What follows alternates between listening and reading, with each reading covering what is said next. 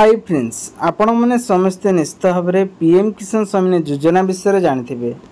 PM किसान सम्मान योजना को नहीं चाषी भाई मान आसला बहुत बड़ खुशी खबर।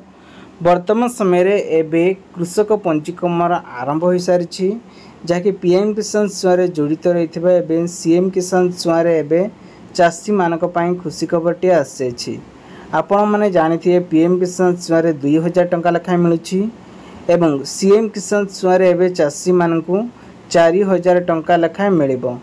तेबे आपण मैंने जदि अप्लाई करने चाहते वर्तमान समय प्रस्तुत हो जातु। खूब शीघ्र आपण मानू अगस्ट नहीं सेप्टेम्बर 17 भितर योजना चालू करा बोली मुख्यमंत्री घोषणा करी।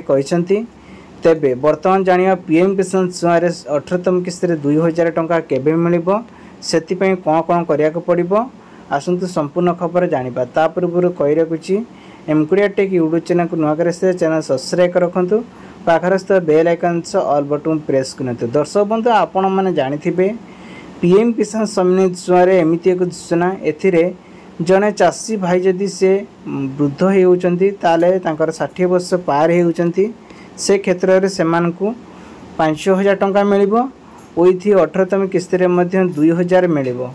जदि आपण माने पीएम किसान मानधन छुआ अप्लाई करूचंती ताहले एथिरे आपण मानकु मिलिबो 5000 टंका। ताहले आपनक बयस केते हेतिले जने चाषी 18 वर्ष नहीं से 59 वर्ष पर्यंत भितर ही अप्लाई करि पारिबो। सेतिपई आपनकर बैंक अकाउंट आधार कार्ड एवं आपनकर जमीर पट्टा दरकार होता है। ताले पीएम किसान मानधन योजना ही अप्लाई करंतु एवं आनी पारिबे मासकु 5000 टंका लेखा पाइबे। तेबे आशा करूँ वीडियोटी आपन बहुत सारा हेल्प नहीं भिडियो भले वीडियो लाइक करेंगे आपन सांग शेयर करेंगे।